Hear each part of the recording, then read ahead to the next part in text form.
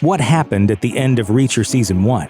What does that final scene mean? And what's going to happen in the show's forthcoming second season? Keep watching as we dive right in. For over 20 years, readers worldwide have been enthralled by Lee Child's book series about the exploits of larger-than-life protagonist Jack Reacher. After 26 novels, the character finally hit the small screen with the Amazon Prime original, Reacher.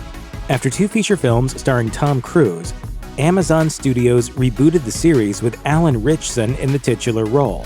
The series also stars Malcolm Goodwin as Detective Oscar Finley and Willa Fitzgerald as Roscoe.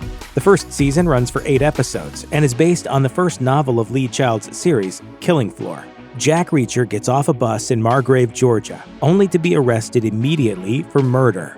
Ultimately discovered not to be involved in the murder, he decides to help with the investigation when more victims appear, including his brother. The small town of Margrave is unwelcome to outsiders, including the black lead detective, Finley, who transferred down from Boston to escape his life in New England. Partnered with a young officer, Roscoe, the trio investigates the murders continuing to pile up, leading them to a powerful businessman, a corrupt federal agent, and even the mayor. Sitting on the steps of a gazebo when all is said and done, Reacher says he will be moving on. He isn't one to stay rooted in one place. But what did this ending mean? And what is next for Reacher? It's just who I am.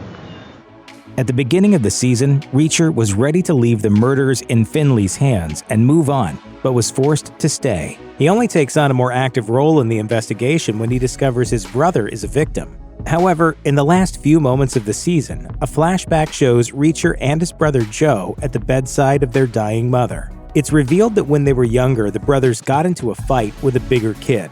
Joe took the fall, but their mother tells them she always knew it was Jack.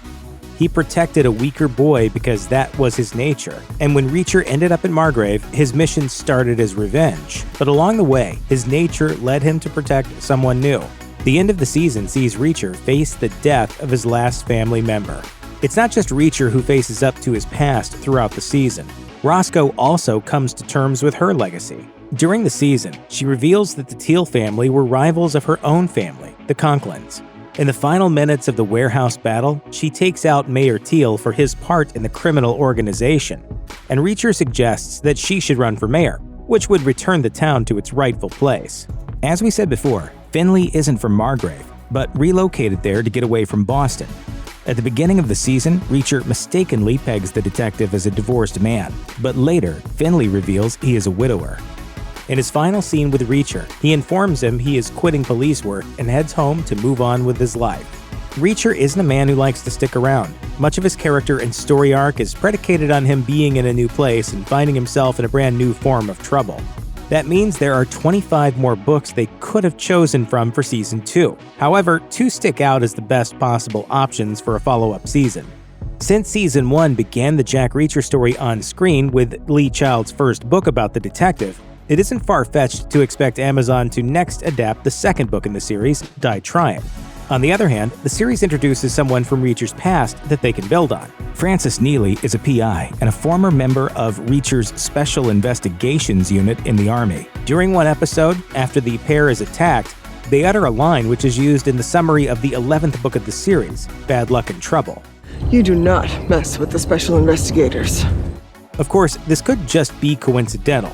Either way, there are dozens of potential storylines in the novels to pull from. And with Alan Ritchson at the perfect age to keep going, Amazon could have a hit series that could go on for a decade or even longer. Check out one of our newest videos right here. Plus, even more Looper videos about your favorite TV shows are coming soon. Subscribe to our YouTube channel and hit the bell so you don't miss a single one.